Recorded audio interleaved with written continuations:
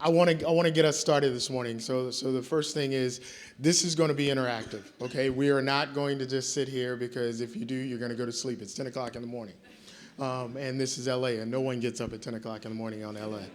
All right, you guys don't start until noon. So we're going to talk today, and I really want to thank Todd, and I want to thank the rest of AILA and everyone else about AI on the Lot and the whole group. But what we're going to talk about today is really and truly what Todd leaned into. How do we actually approach where we are today? How do we actually look at what's in front of us and understand what opportunities are there? And also, how do we take the fear that is definitely something that we should consider and turn that into motivation and then opportunity? So with that, we're going to start out with a little math this morning. So I want to make sure that everybody's ready. No, I'm not going to do that to you. I promise I'm not going to do that to you. But I did bring this slide up because this is what happens when you ask AI to generate a slide of mathematical equations. None of that is a mathematical equation. It's just gibberish, okay? So you're going to hear this theme throughout what I'm going to talk about today. This thing, which is not an entity, it's just math, is capable of generating things. It is not capable of creating anything. That's where all of you come in. So we're going to talk about how that works. So, how many of us have worked on or been a part of a production in which we had to figure out how the humans were going to actually exist before this was the outcome? We had to beat the clock. Right now, a lot of people are predicting that this is what's happening because of AI in Hollywood. All right? They're predicting that this is going to be the death of creativity. It's going to be the death of all that we do. I feel sorry for those folks who are here from Apple. Your ad didn't quite land the way that you wanted it to. I understood it. You were saying, hey, we're going to take all that you can do and put it into a box and you're going to be able to use it. And it's going to be everywhere. It kind of landed flat. So I applaud you taking it back and taking a hit on the chin. We know that you are a part of the creative community and we're not going to beat you up too bad, but we are going to beat you up for a little while on that one. So when we think about this and we think about where we are right now with AI, one of the things that I think is important for us to keep in mind is that it's a tool. Just like back in 1983, when I used my first Adobe Illustrator, it was a tool. And it was something that changed my life, and it got me into, really wanting to understand how I could do more. And so I started leaning into, using graphics and using an Amiga. So I don't know how many of you remember that one. But I remember I was working for the athletic department at Florida State where I was doing my undergrad, and my job was to actually create animations for the football team. So I created a football that was going to be kicked, and it was going to go across the field and land into a goalpost. And I had to put a sign on the Amiga in the computer lab to tell people not to touch it for 48 hours as I used this thing as it kind of crept across. So being able to create this picture in less than 30 seconds. And by the way, if you look, it doesn't quite spell Hollywood correctly because once again, it can generate, but it's not a create. It's not creating anything. So we got a lot of work to do here. So the thing about Hollywood, and I think it's really inspiring, is that the thing about Hollywood is that Hollywood is, if nothing else, Hollywood, Bollywood, Nollywood, and soon to be Olivewood in Dubai, if nothing else, it's a dream factory. It is a place where we can suspend our belief for a moment. We can be in a happy place. We can enjoy the creative output of so many artists and so many people. That's what's really cool about what we do. And I see AI as a way for us to enhance that. However, some people see it as more of a warehouse of nightmares. And yes, I am not looking at the clown because I do have a severe total fear of clowns, but I had to create this because I thought it was a cool image to show you exactly what's going on. I have such a fear of clowns that there is a poor gentleman who played Ronald McDonald in the 70s who probably is still cleaning up vomit off of him after my mother thought it would be a good idea to take me to see him. But I will say this, that when you think about AI and you look at it and you have this fear of what it's actually doing, I want you to take a moment to step back and understand something about this. This is nothing more than mathematics, probability, and statistics. Okay? You're taking data, you're putting it into a data set, you're cleaning and supervising it and making it what it needs to be in order to generate an output. But yet again, the human being is a part of the process. And the human being has to remain as a part of the process.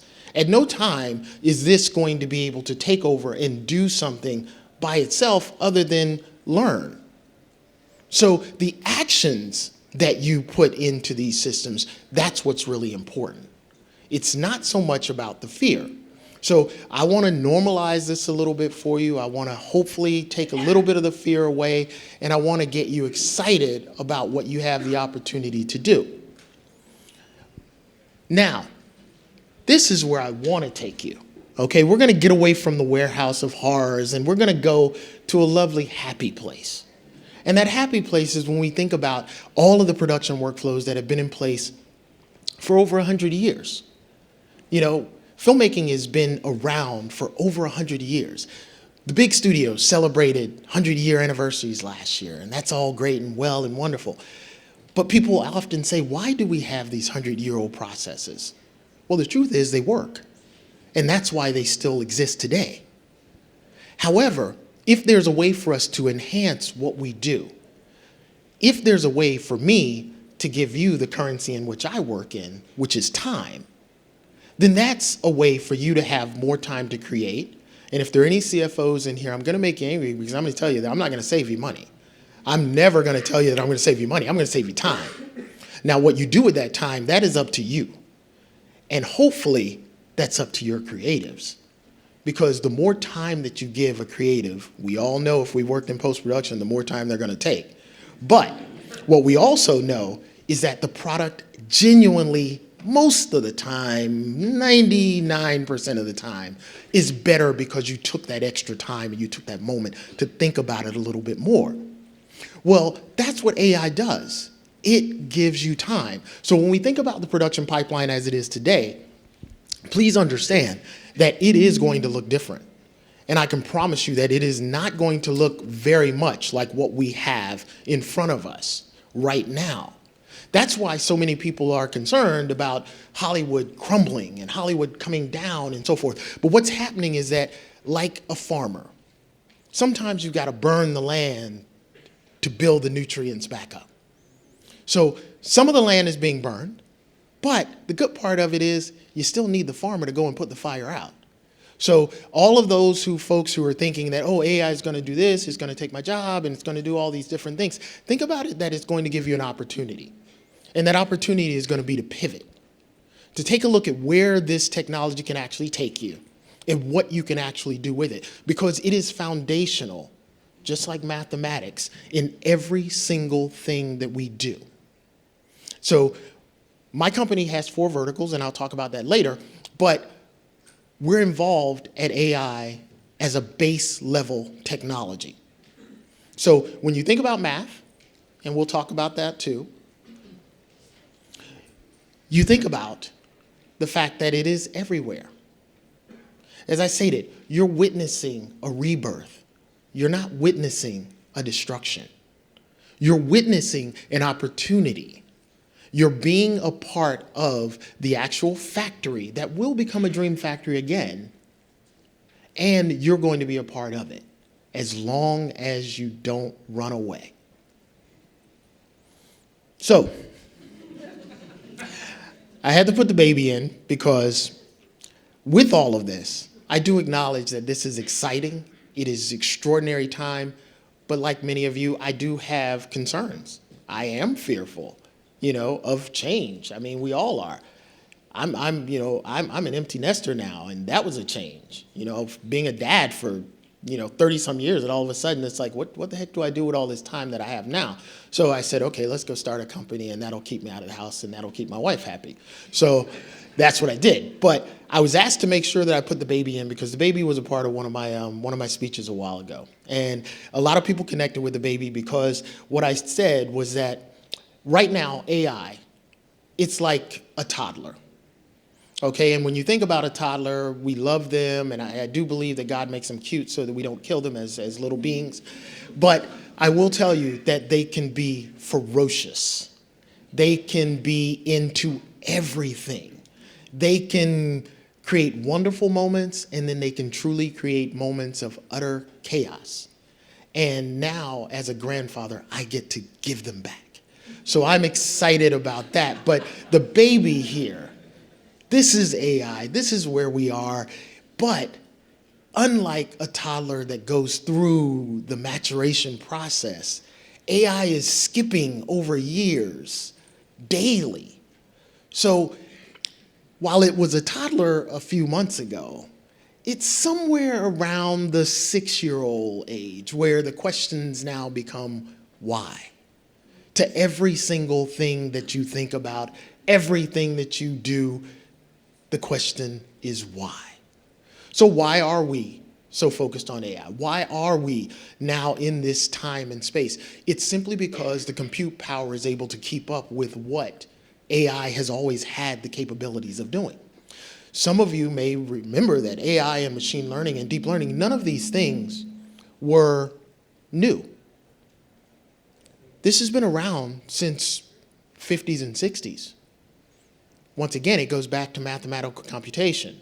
But the ability for it to be generative AI, the one that strikes a lot of fear in people, picked up speed in the 90s.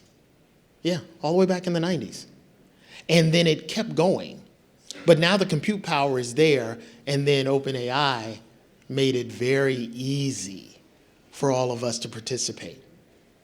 So to any of you who are UI and UX designers, a good UI can make a great product. Once again, opening the door for who's a part of the party in Hollywood. UI, UX designers, they weren't a part of the party a few years ago, but now that you're using game engines and you're using artificial intelligence as a part of the VFX process, now your UI and your UX designers are here. There have been companies in the background for quite some time, like NVIDIA, like Adobe, like Dell, like HP. All of these companies, like Apple, all of these companies have been in the background allowing us to have the power and having the ability to do wonderful things at scale and at the pace in which their computing power could catch up. What's really cool about this is that now we can take it a little bit further. And we start to think about, where does the new Hollywood pipeline go? And what does it look like? If you haven't had the chance, and by the way, I have nothing to do with this project or nothing to do with this company, but if you haven't had the chance to take a look at what Gala Films is doing, I would suggest that you take a look.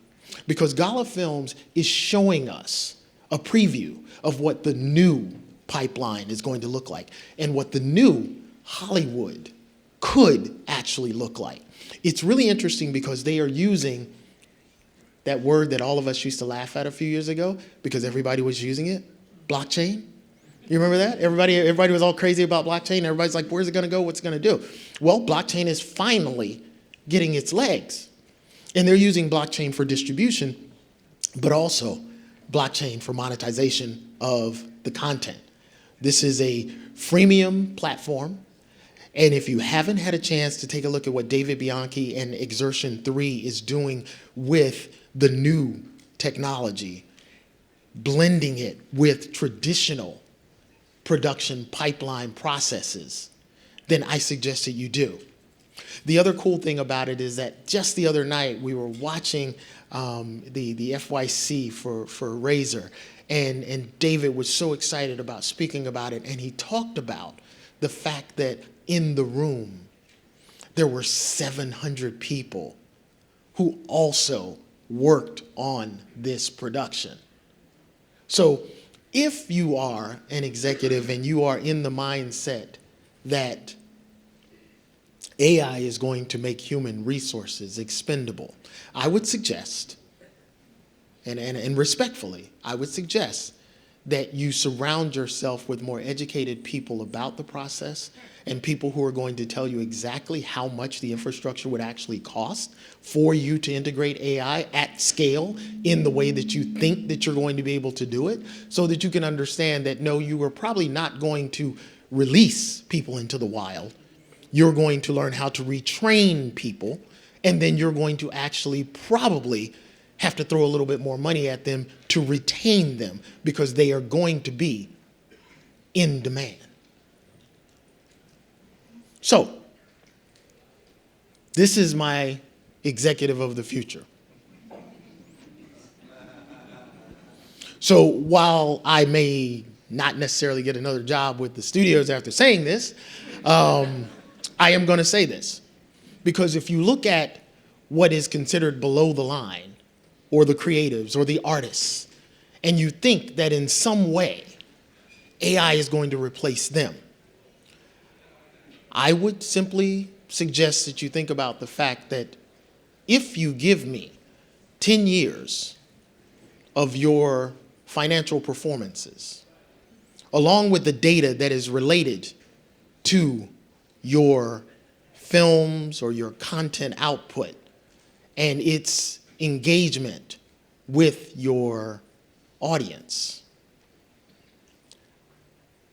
I can design a CFO. I can build an algorithm that would predict better than a CFO. I can build an algorithm that would make better decisions and make Wall Street a lot happier than a CEO. And that is not something that I'm saying that's revolutionary. You'll see as I get to it in a little while here, I'll show you an ad and a report that came out in March that says exactly that. So when you think about AI, once again, math is a part of everything. Think about the fact that every part of the process will be affected.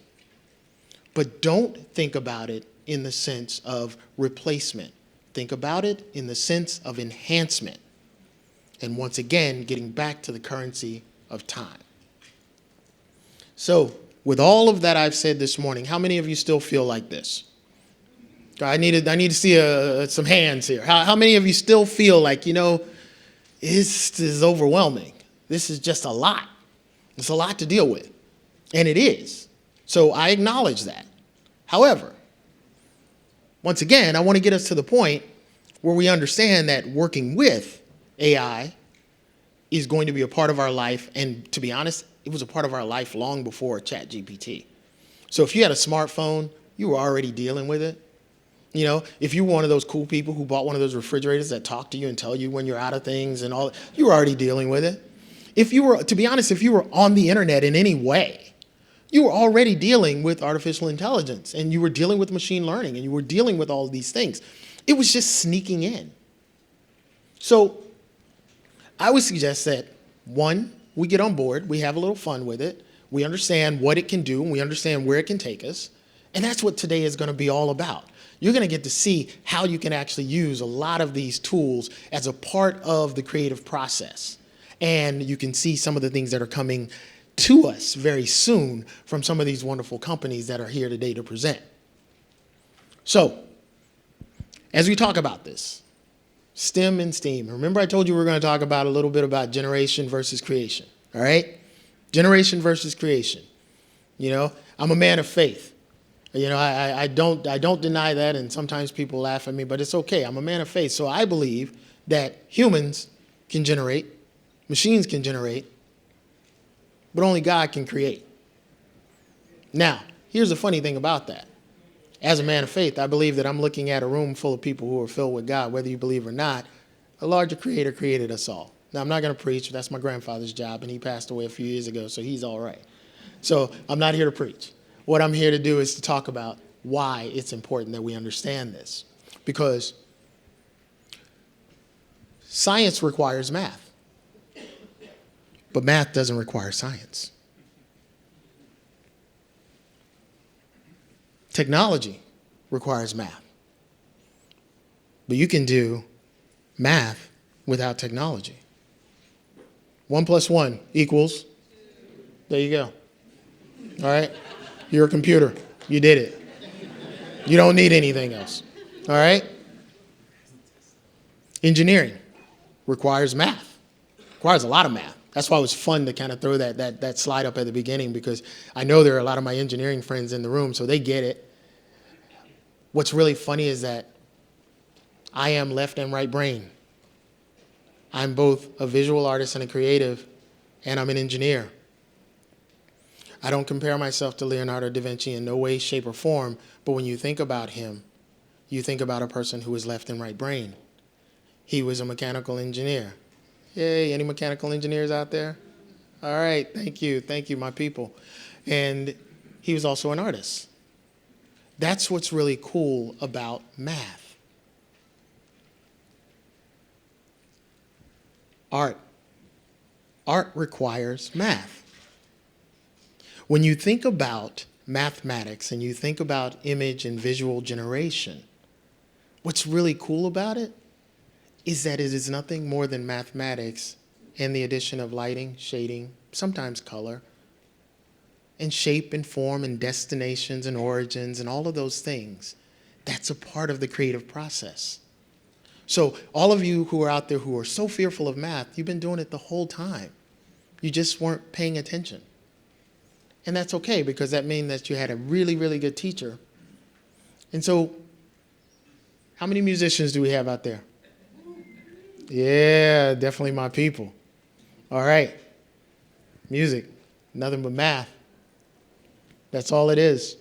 You know, if I tell you 4/4, how many beats are in a measure? All right. Okay, if I tell you 4/4, how many beats are in a measure? Thank you. Even the non-musicians should know that one, all right? Come on. Now, if I tell you 5/4, what do you actually think of very quickly? See if we have any jazz fans out here. Yeah, there you go. See, he put it in the title. It's math, but it gave us a whole new way to swing.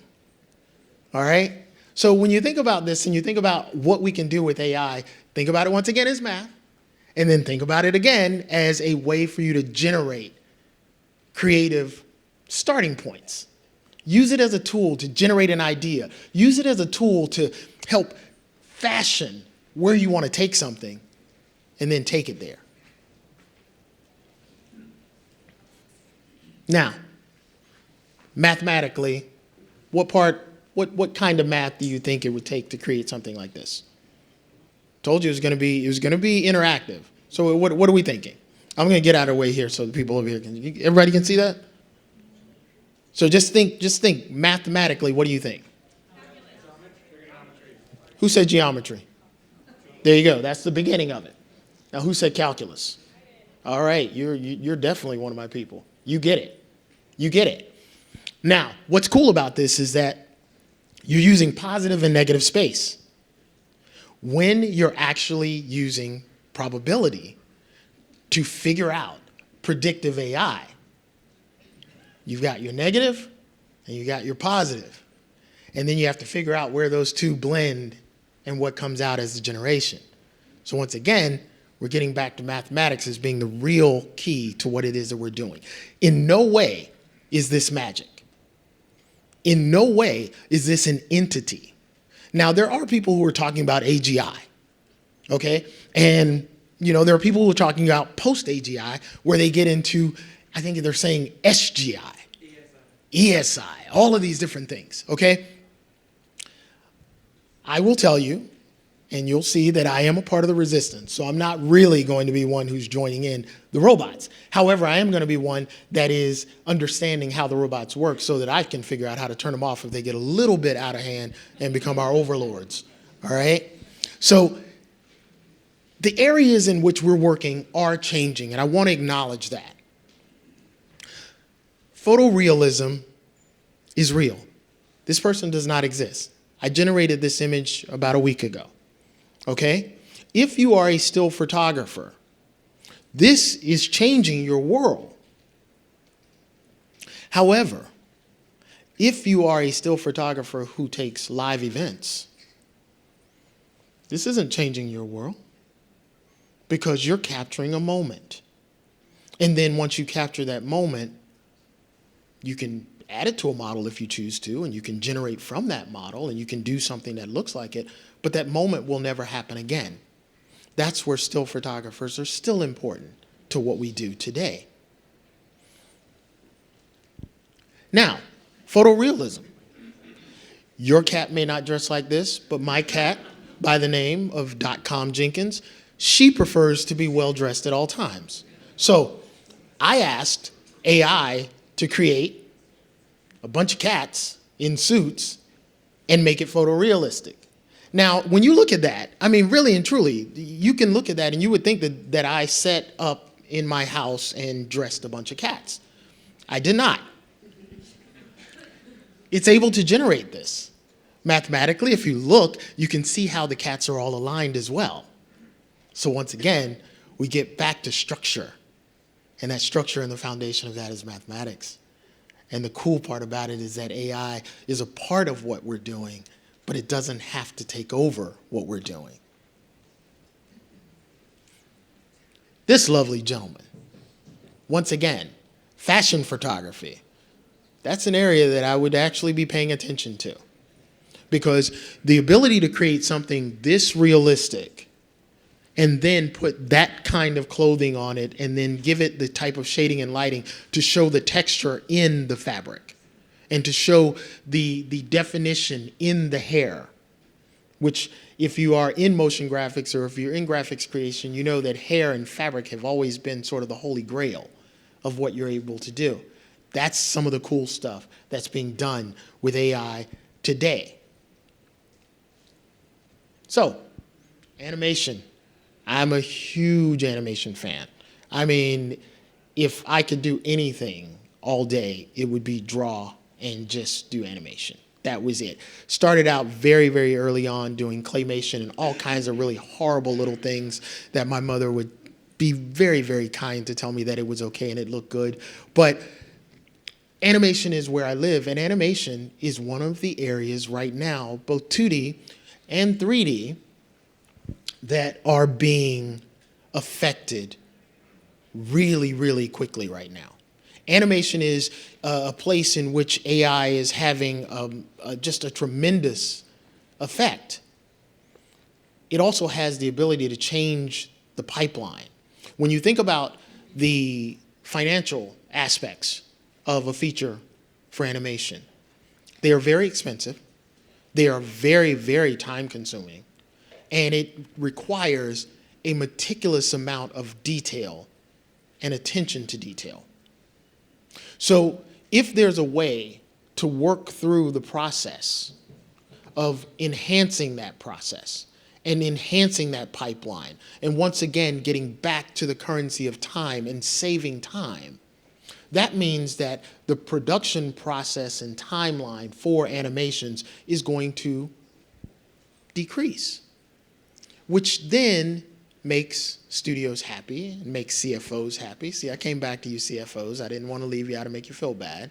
But it makes you happy because you're saving time.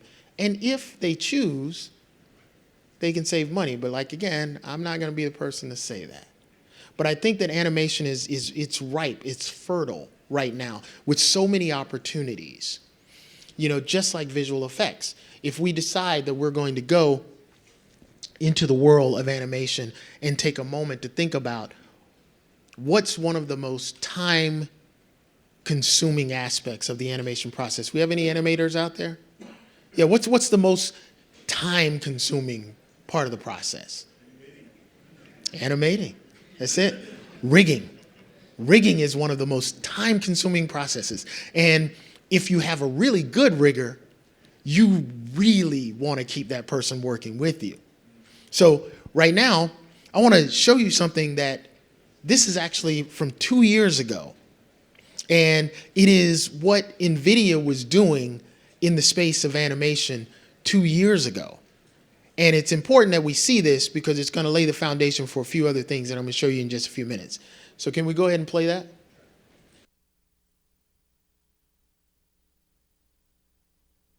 Physics simulation has revolutionized how we animate physical phenomena like cloth and fluids.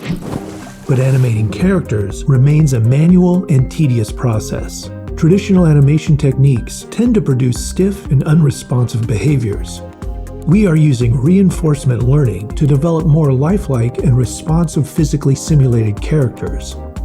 Our character learns to perform lifelike motions by imitating human motion data, such as walking, running, and sword swings. Our character is put through an intense training regimen for 10 years in simulation. Thanks to NVIDIA's massively parallel GPU simulator, this just takes 3 days of real-world time. The character then learns to perform a large variety of motor skills. Once the character has been trained, it can use those skills that it has learned to perform more complex tasks. Here, the character is trained to run to a target object and knock it over. We can also steer the character to walk in different directions like you would with a game character. Our model allows the character to automatically synthesize lifelike responsive behaviors to new situations. We can also control the character using natural language commands. For example, we can tell the character to do a shield bash or swing its sword. We hope this technology will eventually make animating simulated characters as easy and seamless as talking to a real actor. So that was 2 years ago. That was 2 years ago. And NVIDIA was already making sure that they were looking at the animation process, but they were looking at how to actually add in physics. And animators, whether you like it or not, they are like born mathematicians. They really are. When they're really good at what they do, they have the ability to make you believe that a character is alive, that a character is someone that you can connect to. Any Toy Story fans out there? How many of you started crying when they started heading towards the incinerator? You know, how many of you? Come on, yeah, I know it's more of you out there. You're just trying to act like you didn't. But the truth was, we had gotten so invested in Woody. You know, we had gotten so invested that this was a part of us. This was a part of our family.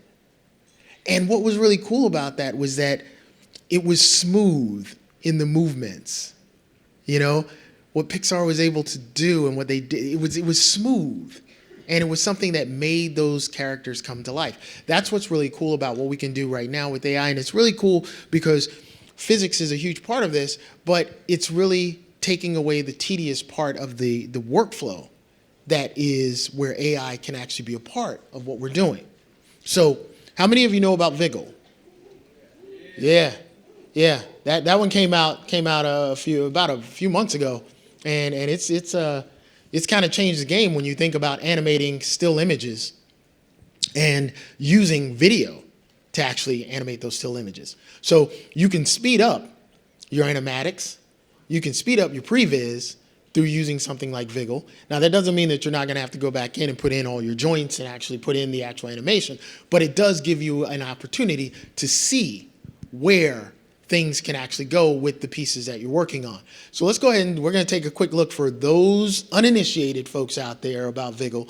We're going to show you what Vigil can do, because if you're in the animation space and you're excited about AI, this is one of the tools that's probably going to help you join the party.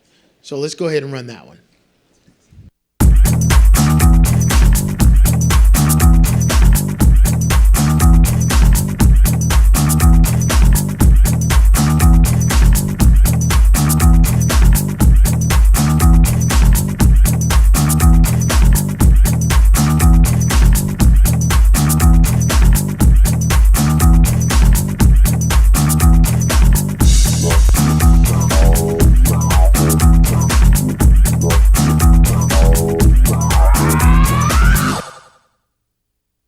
once again, I am not paid by any of these tools. I am just simply bringing them to your attention because I think that as a part of your process and as a part of you getting to understand what AI can actually do for the process of visual effects as well as animation and some live action, these tools are going to be a part of what we're doing, or tools like them. So, who knows what this one is? Yeah, see, you guys sound so disappointed about Sora. Wow, I was not expecting that. I was expecting like, oh yeah, it's Sora. Well, this is Sora, and I purposely chose the puppy because I like the dog. But they've made some changes over the last couple of weeks, and I purposely did not actually update my slides last night because I want to show this particular shot and then talk about a couple of things about this shot specifically. So let's go ahead and run that one.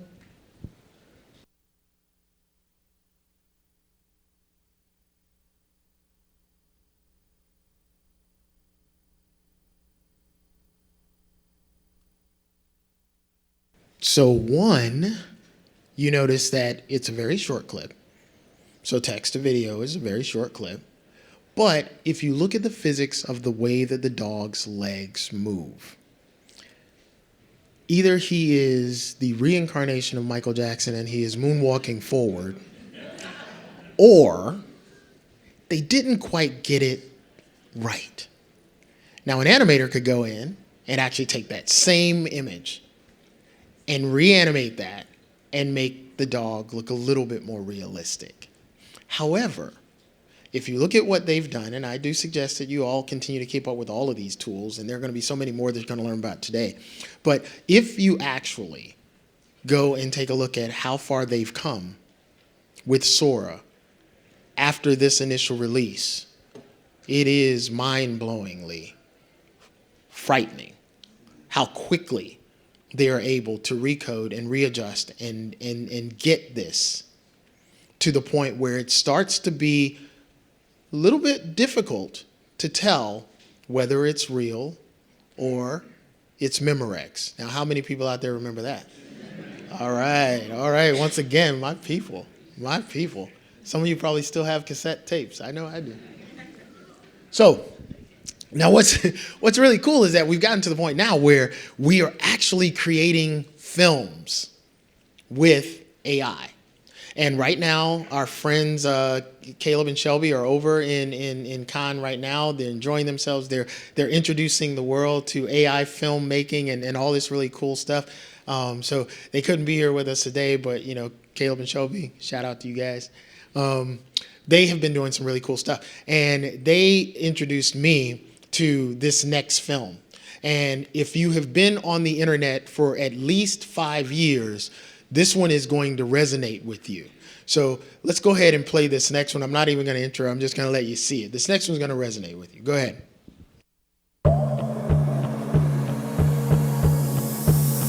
Dear sir or madam, I hope this finds you well.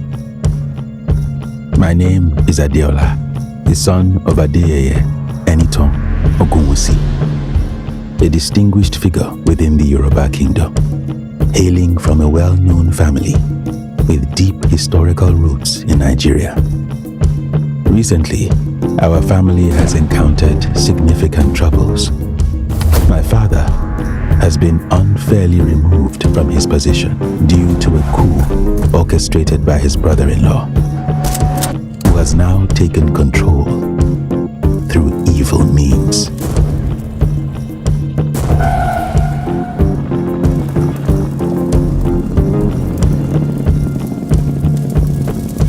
During this challenging time, I have managed to keep safe our family's wealth, which includes access to a vault in Switzerland holding $50 million. These funds, protected over generations, are now solely under my care.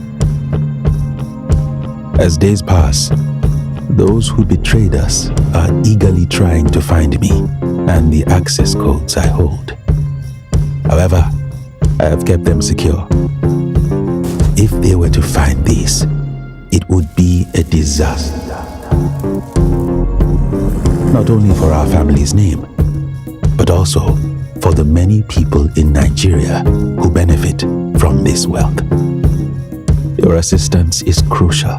I seek an ally to help protect these assets from falling into the wrong hands.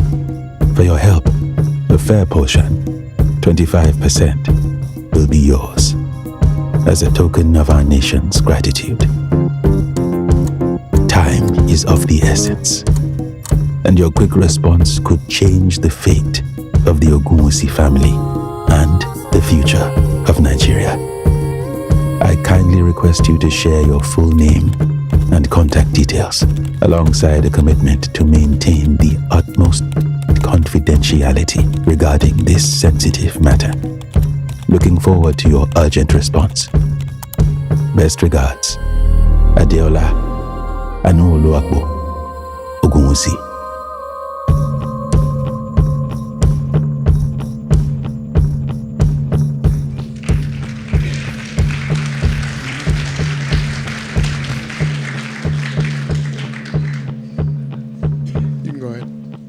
All right, so with that one, every image was AI generated. However, what kept you engaged? There you go. AI didn't generate the story. That's a human-generated story, someone taking the time to look at something that we all sort of laugh about now. But if you ever got scammed, you weren't laughing. But it was the story that kept you engaged. Now, that was an example of what you can do with just AI-generated images, AI-generated music, and I believe an AI-generated voice font. So my team and I, we focus on 4 verticals, like I told you: media and entertainment, marketing and research, education, and healthcare. And in all of those spaces, AI is having a tremendous sort of impact. So we focus a lot on that. And what we did was we did a small focus group to find out, how do people engage with AI content? And we found that generally they were more interested in the short form content. It was between 6 and 11 minutes before people started to their eyes started to wander, they started to kind of get disengaged. The reason for that was given by the individuals who we actually used as a part of the focus group, was that they began to say that the inconsistency of the characters was a problem, and also the way that the images moved did not feel realistic. It didn't feel as if it was something that they could connect with. Once again, it gets back to the physics aspect of it and what comes in. So one of the things I do want to talk about, because we'll talk a little bit about how this plays into visual effects, our little CGI person here, and our lovely CGI generated person here, and our CGI generated person here. So if you take a look at what we're doing with this one, you can see that once again we get back to the lighting and the shading aspects of it, to be able to create the shimmer, to be able to create the glow, to be able to create something that makes this look as if it is a part of your nightmare. But what's interesting about this, and you, for the ladies, I'll go back, or the men who are interested, I'll stop there, just to give you a sense. He's a handsome gentleman, and so. But what I really like about this one is that if you look at the beard, and yes, I may be partial to the beard, but if you look at the beard, you can see how the shading and the way that it comes out of the skin is extremely realistic. That wasn't possible, say, 18 months ago. It was not something that you could generate. Now, you could take a live photo and actually create this type of look, but you couldn't generate something like that using AI, because the hairs would be interesting. You know, now you notice I don't show any appendages. There's no hands and fingers here. That's still a problem. It's still, you know, you're still seeing the hands with the multiple appendages that are not right there. But there's progress that's going. If you look into the eyes and the catch light in the eyes, you can tell that this was modeled off of a very good photographer. So I want to play this last one for you. And it is a trailer. And this is what I see as really the future for AI being integrated into Hollywood and into the productions. So let's play this one really quickly, and then I'm going to end this thing and get off this stage. I found this hidden staircase in my bedroom wall. Creepy. It's completely black in every direction. But they all go nowhere. Just copy after copy, like reflections.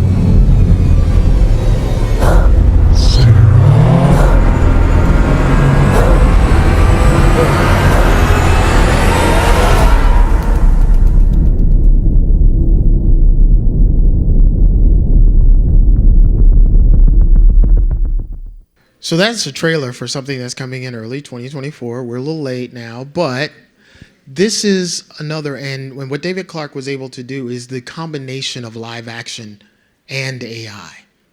And this is where I feel that AI is going to be most valuable to the production pipeline. It's enhancing the pipeline. It's actually utilizing the ability to take something and help us generate a new way to operate.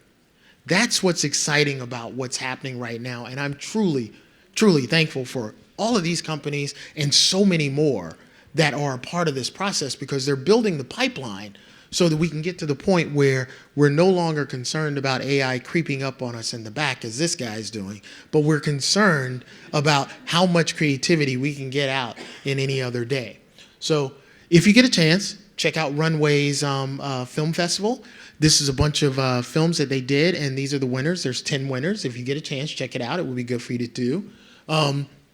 Also, don't forget about your brothers and sisters and so forth in the area of VR and AR, because that's going to be a new way that you experience a lot of this content. So it's not just about what we're doing and the pipeline and so forth, but it's also about how we're distributing it and how people are consuming it. These things are also changing. Neuralink, anybody? Anybody? Just checking if anybody wants to put a chip in their head. Wow. Somebody actually said, yes, you are a true pioneer. I will talk to you afterwards. The other thing is that as we get into all of this, in order for this to work well, in order for these models to actually work, you got to make sure that you've got an inclusive team that's actually working on the development of all of this. You got to make sure that it looks like the world that you intend to represent, or you intend to entertain, or hopefully you intend to educate. And if you are sitting in one of those big, shiny offices in the C-suite, make sure that you educate yourself about what this really is, and not what you're hearing that it is, and not a lot of the parlor tricks and the taglines and all of this other stuff. But truly make sure that you understand what this technology is capable of doing and how you have to integrate it into your process. So, like I said, the UK is putting some guidelines around this. There's also a EU and a US consortium of folks who are talking about it, because guidelines and policies and regulations are going to need to be a part of what we do going forward. And like I said, so all of you who may be hiring at a studio, please don't get mad at me that I talked about the fact that I can create a CFO or a CEO. It wasn't my idea. It was actually the idea of the folks who came up with this. Forecasting the future is a possibility. Forecasting the lottery numbers, I think it's probably capable, but someone's holding on to the key for that one. So, it's on. Let's get ready for it. Let's have a great day. And by the way, this is where we are. All right? Remember, this is where we are. Don't panic. Just know that we've got to feed the baby, got to change the baby, got to teach the baby. All right? If we do all of that, we'll be just fine. And this is us. So you can get in contact with us at i2a2.io. Happy to help you integrate it into your products, into your company, and happy to help you convince folks that it is not going to change the world. It's just probably going to change the environment around you. So with that, thank you so much. I appreciate all of your attention. Let's have a good time today. Todd, back to you.